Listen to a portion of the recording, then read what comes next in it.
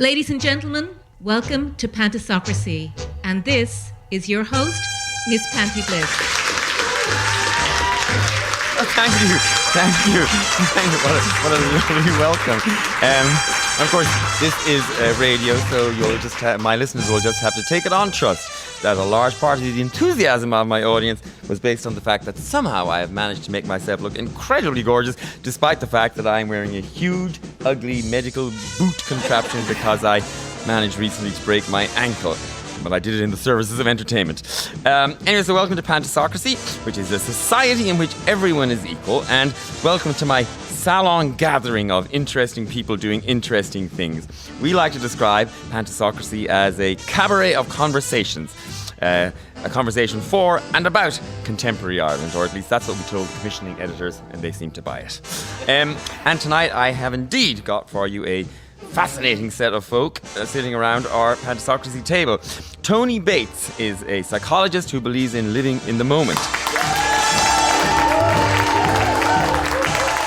Siobhan Parkinson is a writer who turned tragedy into art. Jessamyn Fairfield is a nanoscientist who grew up in the home of the atomic bomb. Camille O'Sullivan is a performing artiste who may just possibly give me a run for my money in the glamorousness stakes. And Jack O'Rourke is a schoolteacher come singer whose coming-of-age songbook has become a sort of anthem for human rights. Well, before we get to speak to any of them, I get to hold the floor, it is my parlour after all, for what we are calling the Panti Monologue.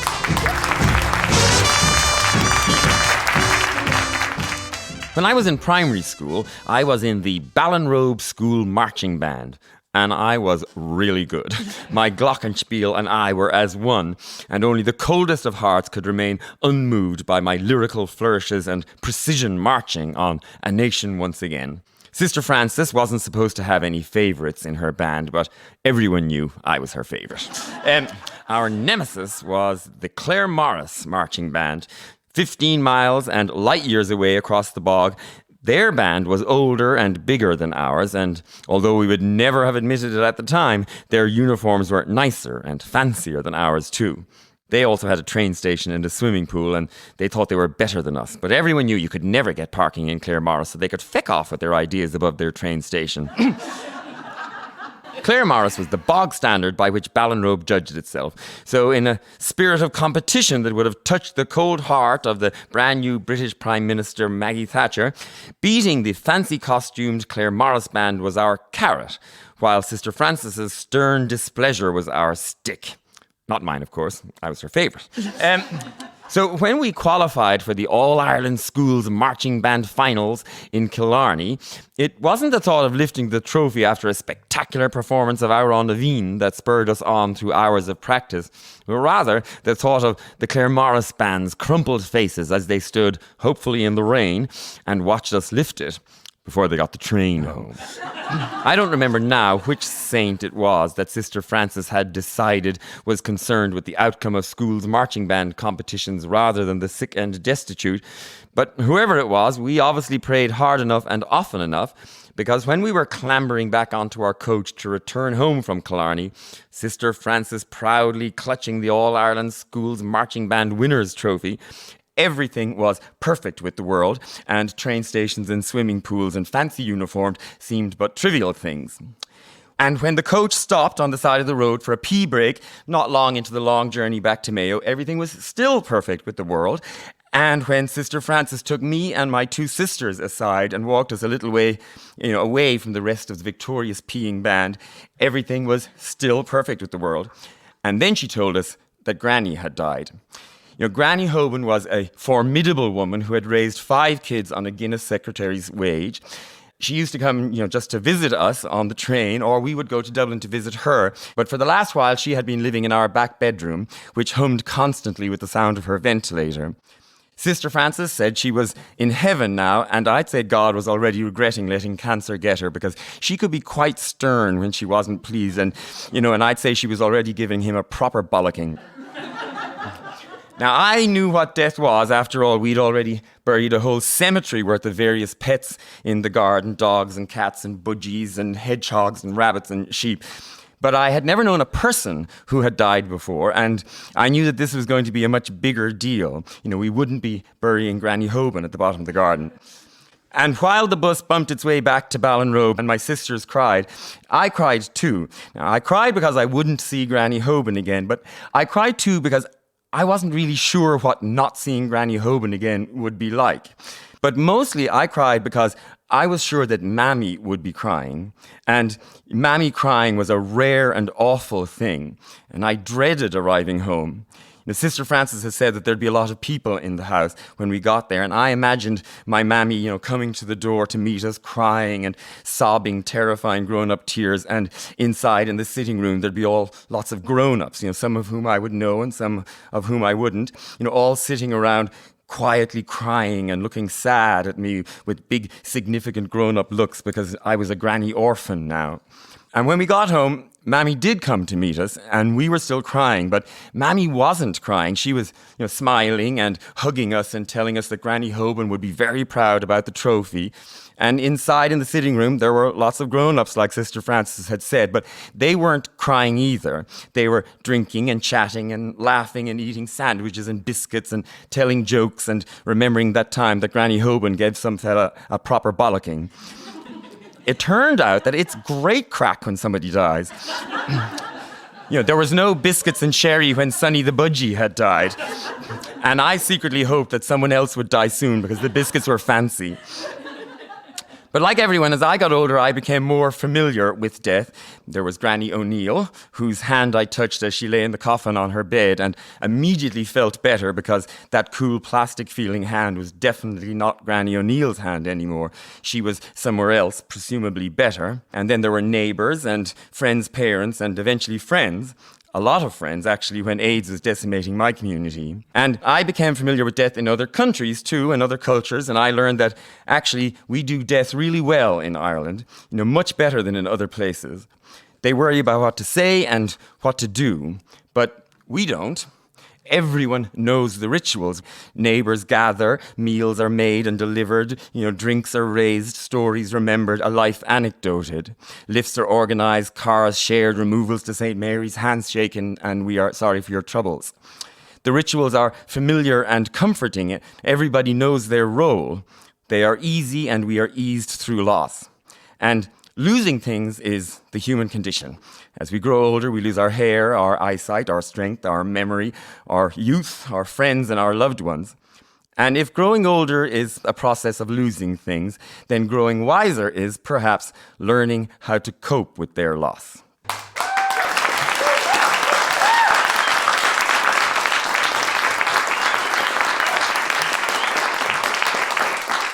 I do honestly think that, growing older really is about learning to lose things because life is sort of a procession of losing things. Siobhan, what's your earliest memory of loss in a way? I suppose the death of my grandparent would have been my first experience of death, and that I suppose is the most serious form of loss because it's irretrievable. The thing about losing a grandparent, even though it's sad, it is in the order of things. It's to be expected. Yes, yeah, Grandparents are elderly, we know that they're approaching death, and even if we're quite young, we know that. So even though it might be sad and you might be upset about it, you know that this is normal and that everybody experiences this, and that's fine. It's really when a younger person dies that death then becomes a much more problematic thing, and that's a much more wrenching kind of a loss, I think. Even though, when your own parents die, of course, then that's also very difficult, and that's a big wrench too. But I do think that maybe losing a sibling or losing a child or losing a friend who's very close, I think that's the most severe form of loss. Jessamyn, you grew up in the States. I said you grew up in the home of the atomic bomb. Yes, that's right. Yes, in New Mexico. America does death differently, I think. Yeah, actually, even just what you were mentioning about the idea here that you go to everyone's funeral, even if you don't know them very well. And I would also have that feeling of sometimes like, do I know them well enough that I can go? But I think it's lovely because you are sort of celebrating the person and marking the death and dealing with it. And there's not, to me, as much of a sense here of like, oh, well, don't show too much that you're affected by someone's death, because it is a hugely affecting thing. And there should be a public space to process that. Yeah. I mean, sometimes I think people here, they joke about the local politician who turns up at every funeral, and everything, but that's just an Irish thing. You go to funerals, and because it's not necessarily about how you maybe knew the person who died, but how you know the people who have survived that person, Yeah. A friend of mine once, he felt embarrassed going up to do the shaking of the hand at the removal and the sorry for your troubles thing. And he's like, I never know what to say. And I said, well, say sorry for your troubles. Because from the outside, you kind of think that's stupid. But actually, it's actually very comforting because people are just saying quietly, I'm aware of your loss. Yeah. Camille, do you remember the first time you were keenly aware of losing something? I just remember a moment when, I don't know if I was 9, and somebody says, are you depressed? And I was like, what is that word? And I'd never heard it before. And I always think from that moment on, if somebody hadn't said it, I might never have felt down, or I would have always been happily going along my way. But it was just a moment in time when somebody explained something to me that seemed very grown up. And it was a moment of kind of becoming a teenager or something. So I think maybe where I never worried about something before, now I was starting to worry about something. Yeah. So I don't know what that was the loss of. Not being Your afraid, innocence and not being afraid of things, and maybe knowledge was making me a bit nervous. The bigger world, where I grew up in a village in Cork, and we travelled and stuff, but just I think I was quite contained in the family, and suddenly. Do you have a moment, Jack, of loss? Yeah, I think I can kind of empathise with what Camille was saying. Growing up in a small town in Cork as well, and moving to a much bigger school. And that feeling of locality and being protected, and suddenly you're out in the big bad world, and you have to be Of Cork. Yeah. Cork is everything. But as well as that, I think regarding the natural order of things, there is a kind of an expectancy that you're going to be, unfortunately, burying an older family member. Yeah. But I'm a teacher, and when you have to bury a student, or there's no word in any language. You're an orphan if you lose a parent, but there's no word for that. So it's processing that is very difficult. Mm. Now, Tony, you're of course a clinical psychologist, and loss and grieving and all these things is a huge part of what you do. But your own introduction to loss. I remember being terrified when I was 6, 7, 8, 9. My greatest fear was that my parents would die. And every night I knelt down and prayed they wouldn't die. But the reason was I was terrified of seeing a dead body, because somebody had put the fear of God into me about the way people looked when they died. Yeah. So it wasn't so much affection, but it was that too. I think probably my grandfather dying, I was 9, and it was the first real experience of actual death. And I associated with cornflakes and the cream at the top of the bottle of milk, which was a complete treat. And somehow I decided that I deserved a treat, as my parents left the house and went to Cork. The family were from Cork, and left me in the house alone. And I did what came most instinctively. I had fresh cornflakes and the cream, and I suppose that set a pattern. It was like I associate that with bourbons. Yeah, okay. You don't get bourbons on a regular day. And when I was sort of thinking about today, there's that Leonard Cohen quote about there's a crack in everything that lets the light in. Sort of about how you cope or whatever. And it's interesting that, Tony, you mentioned seeing a dead body, because for me, actually, when my second granny died, I think I mentioned it briefly there, my father encouraged me to touch her. I'm so glad he did, because it totally changed my fear about dead bodies and in a way about death, because it was absolutely clear that's not Granny O'Neill. Granny O'Neill doesn't feel like that, and it totally took away any trepidation I had about dead bodies. And I think it's a sad thing that waking is becoming less and less common.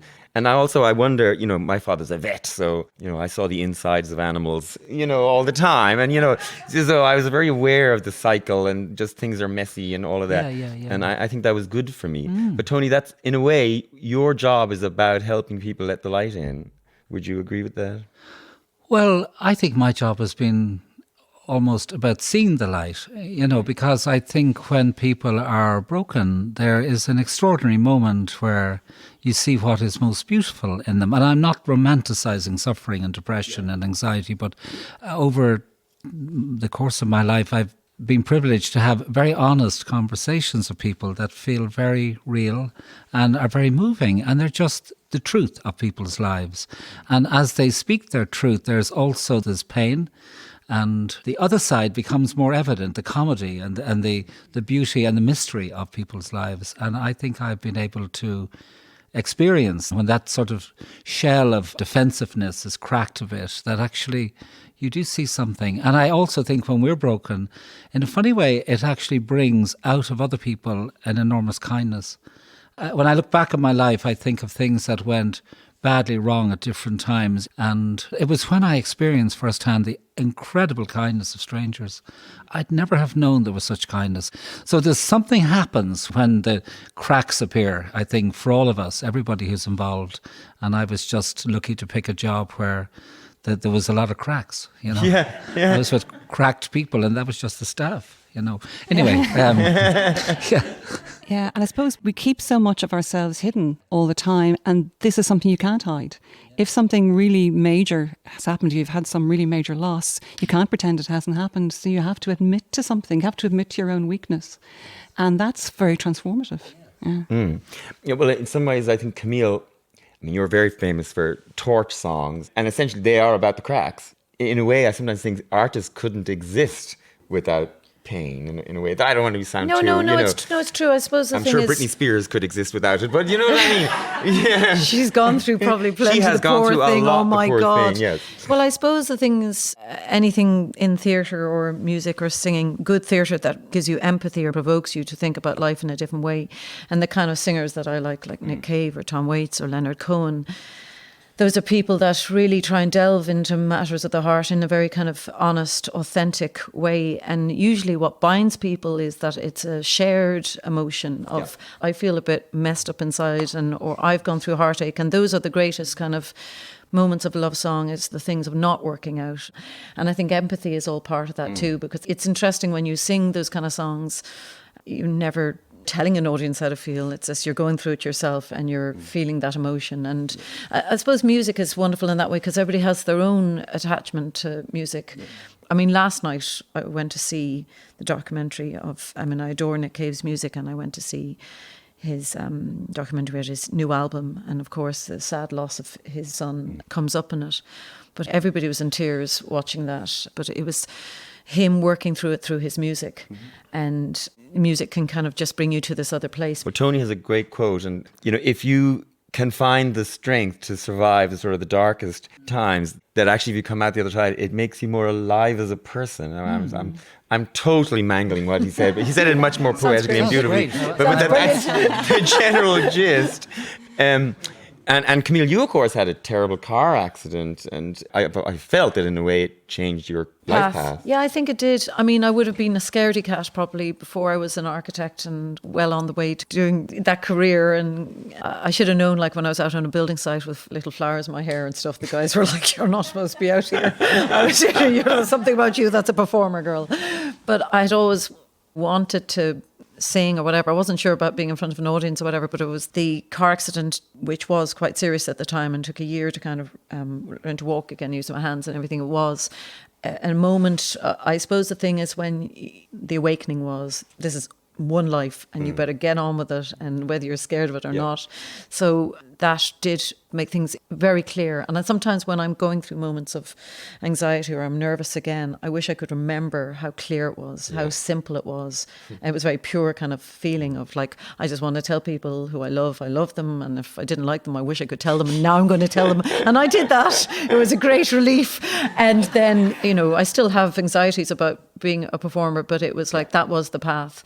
And it was just, it became very clear. And I say it sometimes to my friends, like, especially when the crisis in architecture and the economy in Ireland in general happened, and they're like, what are we going to do? I says, well, this is a good chance to just reverse your life and change it and do something you never thought.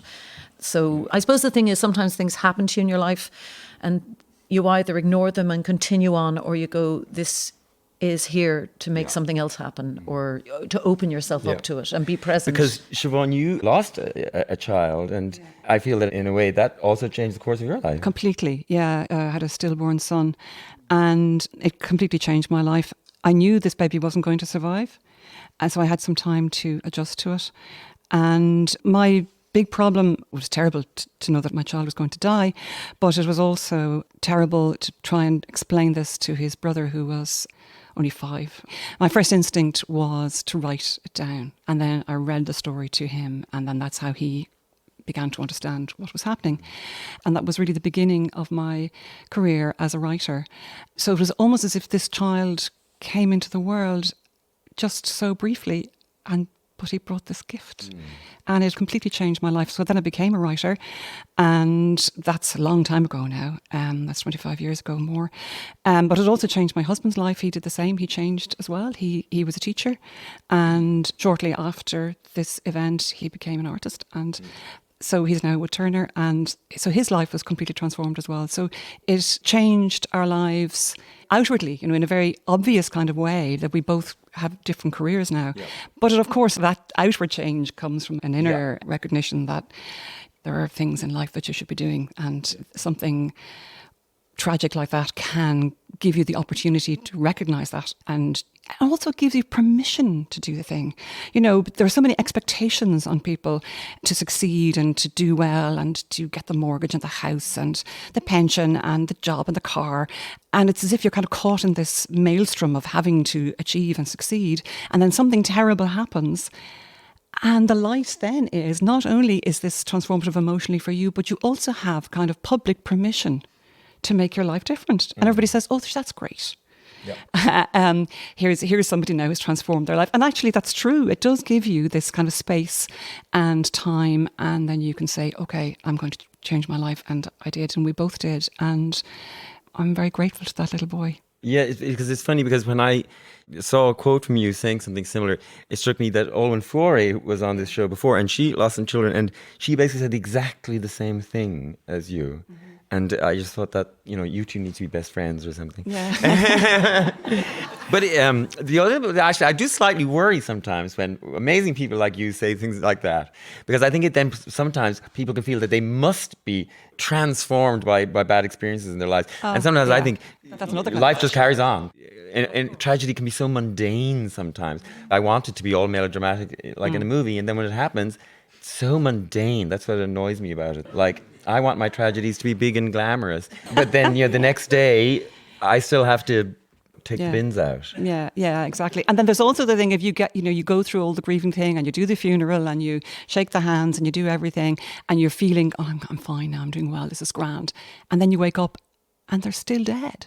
The person is still dead, and you didn't really expect that. You kind of thought, I've gone through all this thing now, I can get back to normality, and then you realise, no, actually they're still dead. And that's the mundane fact that you have to cope with. All the rituals are very helpful at the time, but you still have to go forward and do something with the rest of your life. There's also something about, when something like that happens to you, it puts you on the outside for a moment. Yeah. It separates you from everybody else who's normalising, and sometimes I think that gives you a sort of clarity or a better understanding. Yeah. I mean, I always think it's bad to be too comfortable in the world. I always think if I hadn't been born gay, I'd probably be a dick. Well, because I'm passable looking, I'm book smart, I had, a middle class family, I went to a nice school. There's a good chance that if I hadn't been gay, I would have been so comfortable in the world that now I'd be driving around in a big horrible car and just being a dick to people, and that I think I'd have less empathy or something. So it's good to be slightly on the outside, it humanizes you or something. That's one way of Jack, you're another big queer. And your song Silence, which you're going to play for us in a little bit, well, it's certainly here during the equality referendum campaign, was used a lot and became a sort of anthem, if I can put it that way. Yeah, unlikely, because it wasn't really a Madonna anthem, or, it was just a piano ballad. But I suppose it was just a story of me as a child. But I think a lot of people could empathise with it. But what you were saying there, I think if you deal with any adversity, it should make you more empathetic. Yeah. If you choose to, rather than wallow in self-pity. And just look outward more at people who are suffering and try to see things from their perspective. Do you want to tell us a little? I mean, we briefly spoke about the song. Do you want to tell us? A little about This is a song I wrote called Silence, and it's going to be on my debut album. Just going to put out that plug there. Yes, Jack's debut album is technically out. It's the 23rd of September, but you're having the official launch in October. On October, in the Everyman in Cork on the 15th, and a national tour to follow. So this is called Silence, and it won the international songwriting competition recently. So there you go. Yes.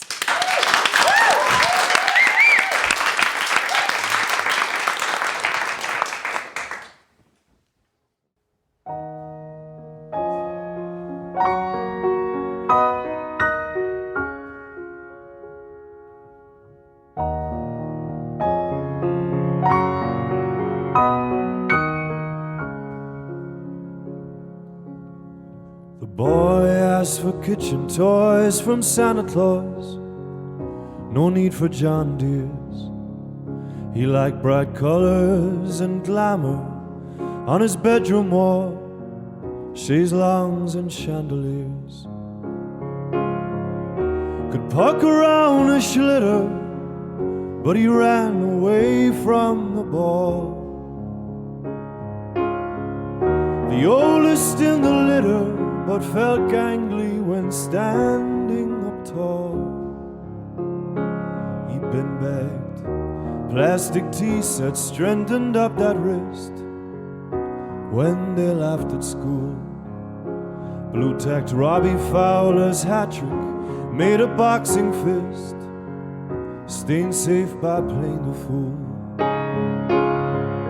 Smoothed out goose pimples when Callis sang Visitate, and bragged about his girlfriends when the lads called over to play. Walk like a man,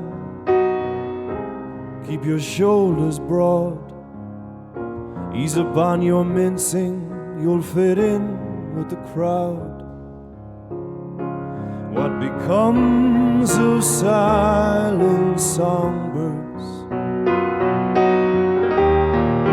with longing in their hearts to take a breath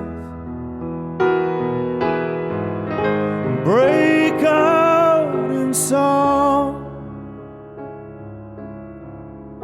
without sounding wrong?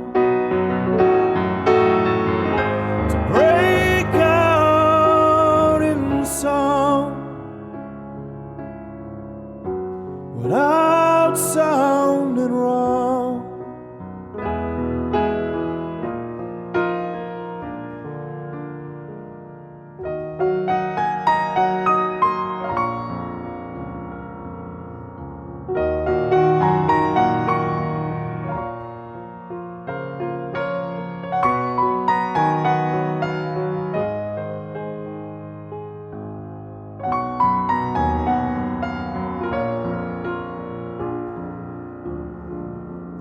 Inside the man plays parts for all except himself, without an acting guide.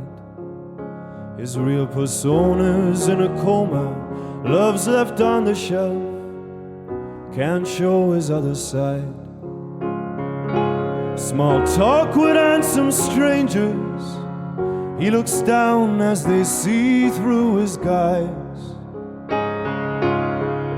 Brush without a painter on a canvas blank, with hopeless denial. Walk like a man, keep your shoulders broad, ease upon your mincing, you'll fit in with the crowd. What becomes of silent songbirds with longing in their hearts to take a breath and break out in song without sounding wrong?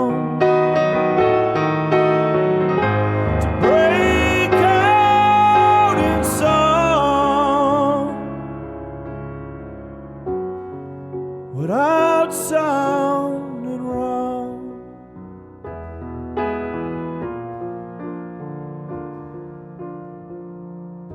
The boy asked for kitchen toys from Santa Claus.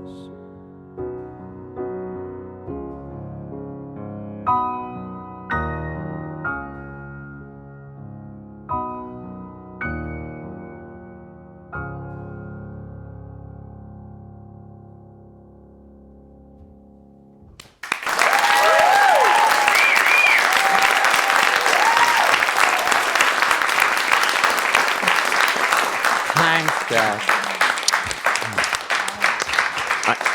I think everybody in the room is now officially in love with Jack O'Rourke. And if I can just say that, I just want to thank Jack.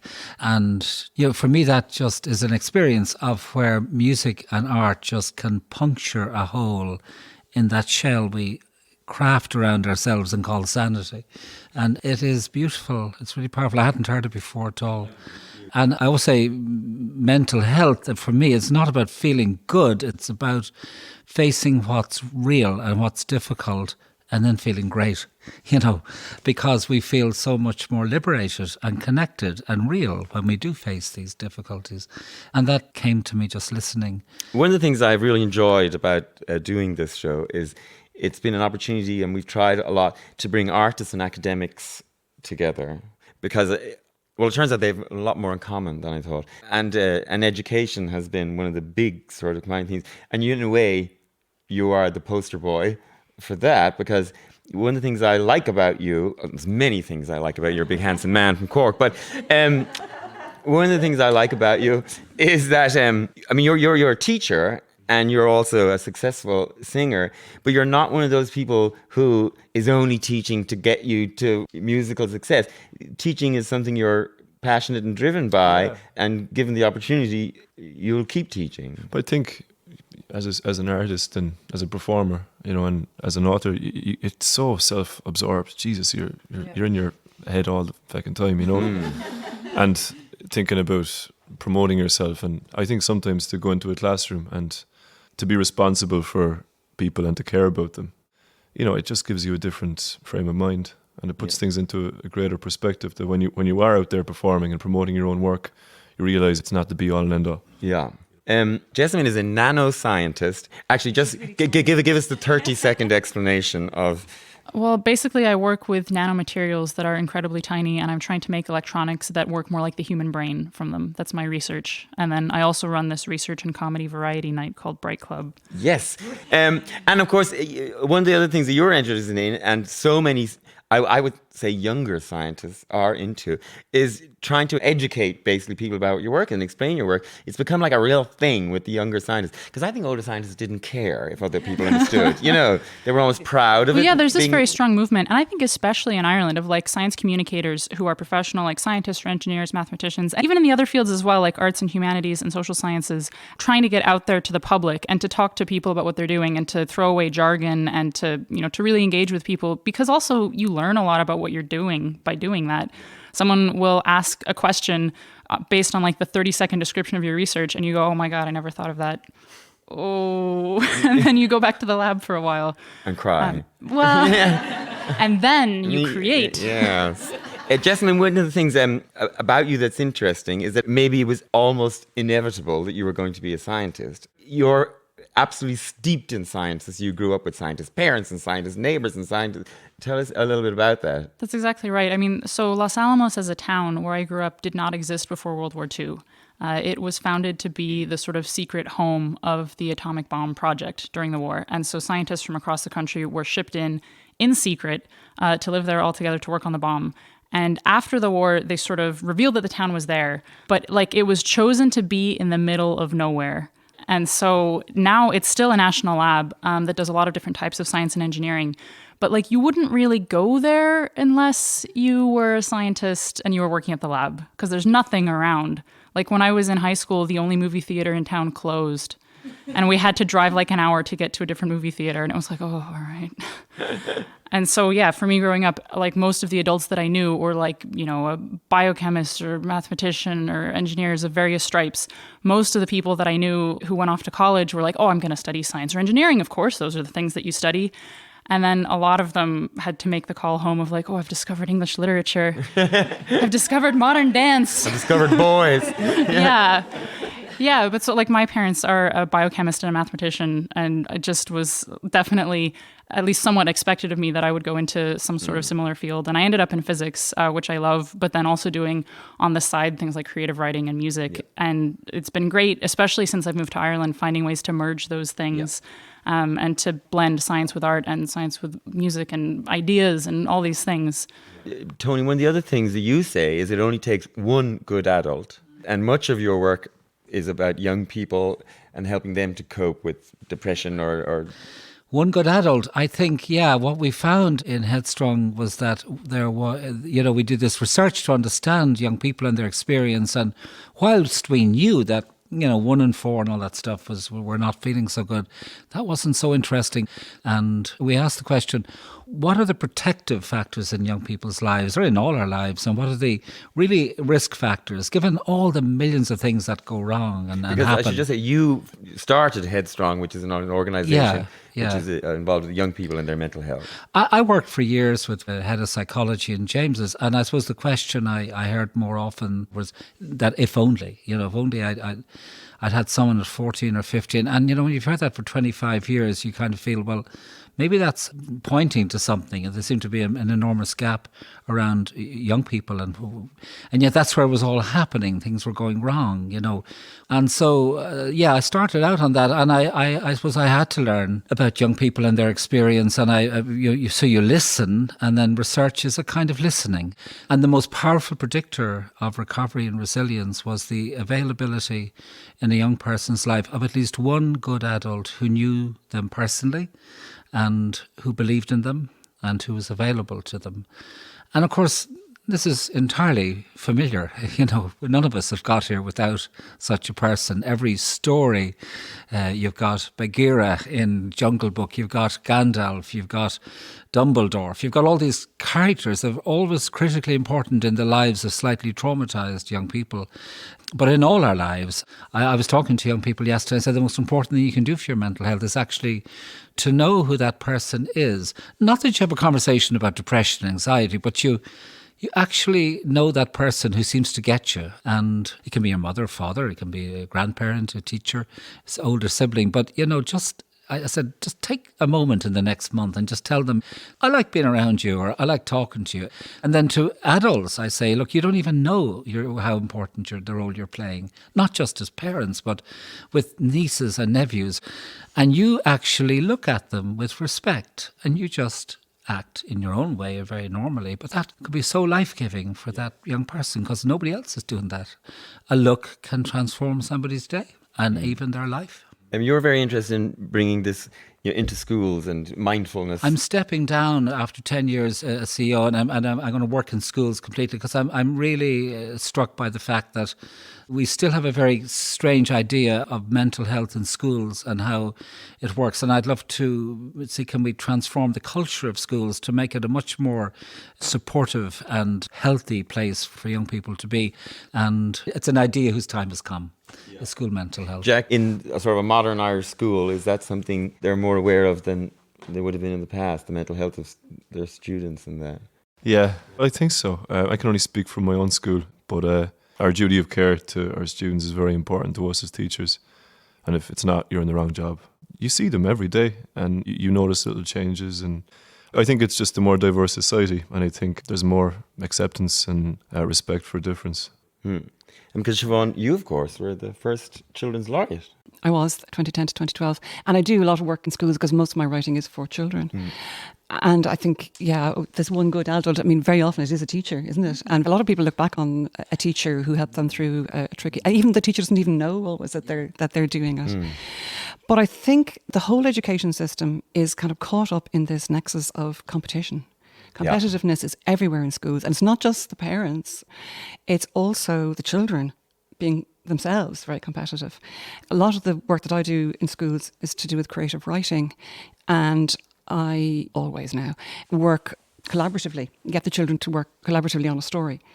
And I find there's very often resistance because they're used to, I'm the best, or this is what I'm good at, and I'm going to do this, and I'm going to be the illustrator, and I'm going to be the writer, and I'm going to write it all down because my handwriting is the nicest. And there's always something very competitive in children, and it manifests itself in school.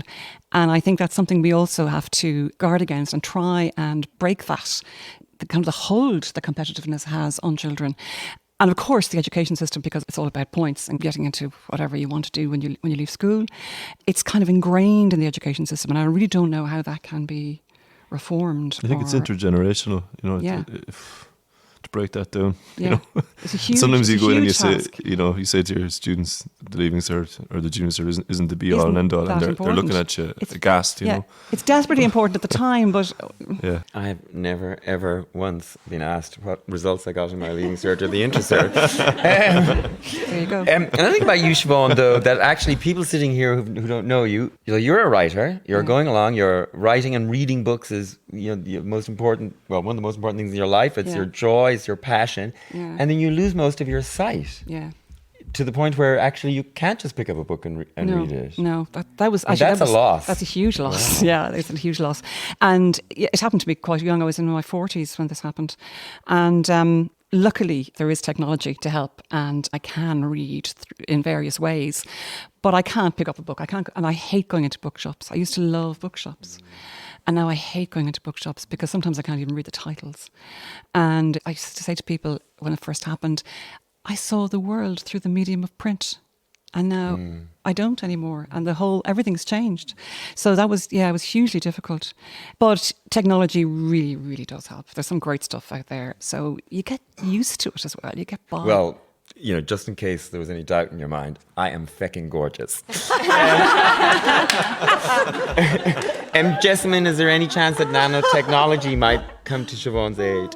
There is a lot of work actually being done on basically like implants to improve vision when it's been impaired in some way, like artificial retinas, which used to be something I was really interested in actually, and then I've moved out of the field a little bit. But the real problem is how to interface with like the eye as a system and the brain. Because it's one thing to like make a chip that can record a beautiful image, like we all have those in our phones now, but then figuring out how to like plug that into the brain directly so that it gets there and you process it as that and it doesn't just like give you a headache or something is very difficult. But there's a ton of researchers working on it, and hopefully we'll see something in that area very soon. One of the things we've been talking a lot about is sort of young people and all that. And of course, Camille, you became a mother 2 years ago, I think? 3, yeah. 3 years ago. And one of the things that sort of interests me always is when female performers, especially ones, who are seen as glamorous and all of that, and then, they become a mother. And I always think that there's some sort of reticence to bring that into their work because of this view that motherhood can't be glamorous and sexy and that somehow it will take away from their stage persona or something. Is that something that you... I didn't think about it. No, I didn't think about it, but I don't include her in my Twitter and Facebook, and there's not a trace of her there. So I have made a kind of decision that's a precious part of my life that is like, I suppose the thing is, look, I've got no makeup on today. I had a hat that was hiding everything. I always know that when I do my stage thing, that's one thing. And when I do my private life, that's another. Yeah. So she happens to be part of that. And I go on in my crazy eccentric way as the previous Camille is still going on. That's why I see it. I haven't made a distinction in my head myself. Do you know what I mean? And that's a good thing in a way. I haven't changed what I think about myself. And maybe I work a little bit harder because I'm afraid maybe I did change. I don't like seeing posters of myself. And, I'm driven mad by having to do the self-promotion thing because, I'm desperate to make sure that I don't lose money in this blooming game. So I have to keep that going to keep audiences coming. But I do find that constantly having to think about yourself drives me a little mad. And the best part of it is caring for somebody else who is so amazing and who looks at things in such a way that I'm envious. I go... sometimes, like, say, we met each other when I was in Edinburgh and I was losing my mind during that month. And then I had written her name on my hand. So I just went, can't wait to go back and play Lego with her. So there is great aspects. But it is interesting to me because, of course, people never think that way about male performers who have children. It doesn't transform how people see them at all. Now, I do agree with you that it is a thing that a woman is seen differently to a man. That is for sure. You know, people always think, oh, sexy chanteuse singer or whatever, and you have to stay in that thing. And does that wreck everybody's heads when you've changed what that was? That's other people's views, not my own, right? Because I've always, when I'd want to play in dungarees, that would be my dream come true, not to put any makeup on. But I do think it's interesting, you know, the way that Facebook and Twitter go now, that people are using their kids to sometimes sell themselves, and I don't particularly, I'm not a fan of that, you know. I even keep, Penny in the background. Well, no, but... but then the other thing about it is, of course, that I'm very consciously aware of, so if I am dressed in my full regalia, kids see me as a clown, and I'm totally fine with that. So I have no problem interacting with the kids, and their parents have no problem with me interacting because, look, it's the big shiny clown. But if I am in my Rory day wear and there's a kid that I don't know or whatever, I now have this reticence about interacting with them because of this whole thing now around, strange men and children and all of that. And to me, that is personally sad because I'm second guessing how it will look if I say hello to a child I don't know on the Lewis or something. And it really bothers me. But Tony, you're a grandfather now, and male presences are important in the same way that female presences are. No, I was in arrivals in the airport this morning, and there was a woman beside me with two children, a little girl and a little boy. They were fun, and I wanted to interact with them a little bit, but I noticed I had that same hesitancy. I'm this old guy standing in the corner, hello, and it's terrible, and so what I did was I very strategically talked to the mum, and then it took a while. Grooming, eventually, I know, so you can't win, Some woman is listening saying, that sounds like the creepy old guy in the airport this morning. But it's so easy to flip into that kind of paranoia and that kind of anxiety and talk about being one good adult. I mean, I know how important I am in the lives of my three grandchildren. I mean, they couldn't articulate it. They're like 5 months. But there's such a gift in being a grandparent. Yeah, and you can't touch a child. I mean, you're sitting beside a child in a classroom and you want to kind of pat them on the shoulder or pat them on the hand because, or even just get their attention. But sometimes it might just be, oh, well done. And you can't do that anymore. And that's just terrible. It's terrible for the adult, but it's also terrible for the child. Yeah. That's such a loss. Yeah, it is a loss. Sometimes I look at the kids and they say hugging and going, why can't I just go up to somebody and hug? Why can't I show that affection? Where's the moment that we step back? Because that thing of kindness or being, that's the great Irish thing that we do have. But it's just, sometimes you look at people and you think, I wonder what they were like as a child. Do you know what I mean? Would I treat them differently?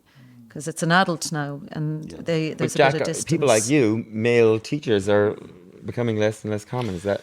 Yeah, the most natural thing to me in the world, if one of your students is suffering, would be to give them a hug. But you can't overstep that mark. And it's something I actually, in my teaching career, I've had to think about. Because if you're a caring person, it seems like the most natural thing. But you also don't know where they're coming from. In terms of their boundaries and how they look at you. So it's a pity. And people talk about child protection, but, I often think it should be called teacher or adult protection as well, and it's a shame, just because of a minority of sick individuals, that we all have to be careful now of how we seem. Well, because it's also one of those things where I think there was, a lot of great strides in looking at gender roles differently and women not being tied to the children and the kitchen sink. And in some ways it's pushed that back because it's reinforced this idea that children are women's world. Because in some way now men are stepping back because they feel uncomfortable. It's a sort of a rotten thing in so many ways. I do think it's important, though, to recognize that children, like you were saying, that children have boundaries in the same way that adults have boundaries. And that, it's hard to know what those are unless you're involved in that child's life all the time. Yep. And so, taking your child and saying, oh, you have to give Granny a kiss on the cheek. It's like, well, maybe they don't want to. Maybe a child doesn't want to be hugged sometimes, and that can be okay, too. Yeah. But just being mindful of that. Kiss Granny, go on. Go on, do it. For a $5. Especially when Granny's dead, You'll learn something. Kiss dead granny, you'll feel better about it. We're going to have to finish up in a moment. Camille, you're going to bring us to a theatrical close. Tell us a little about it. I'm going to sing a song with Cottle Sinnott on piano, and I love singing Nick Cave songs, and this is one I've done for a few years now, and just usually sometimes end the show with this just as a kind of affectionate hug to the audience. But knowing their boundaries, knowing the boundaries. Yeah. I'm not on stage, it's just, so it's called Ship Song.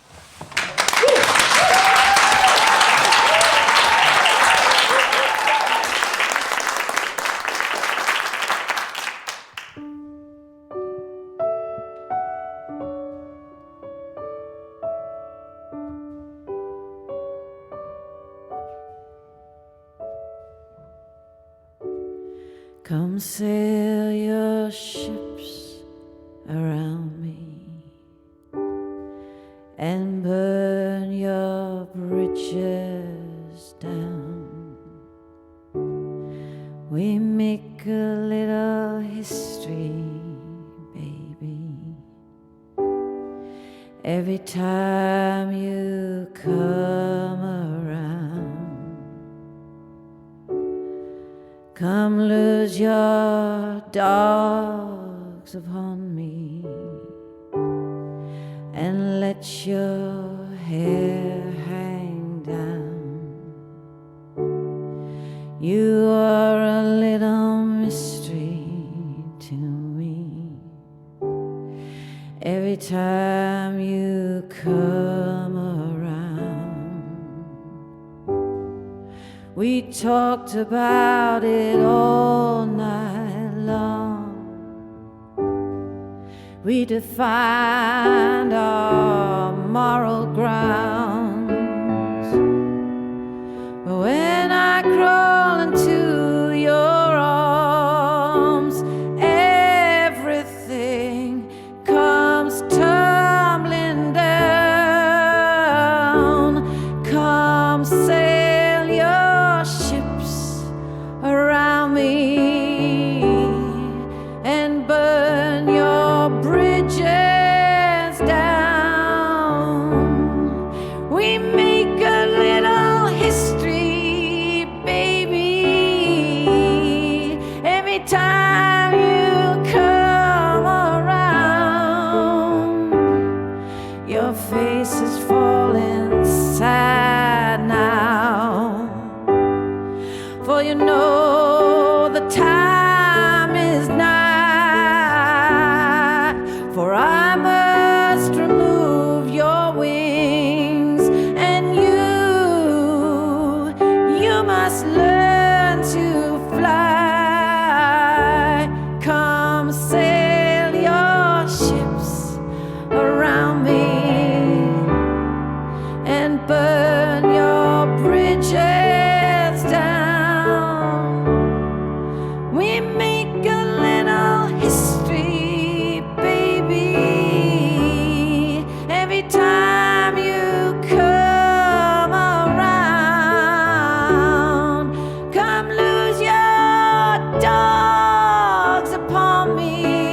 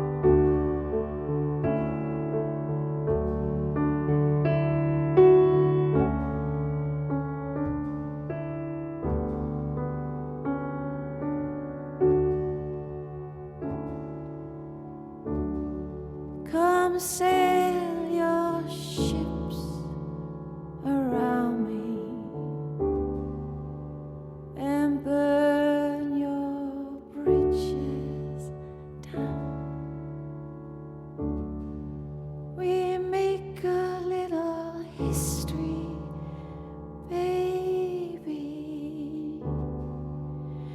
Every time you come around, come sail your ships around me. Thank you.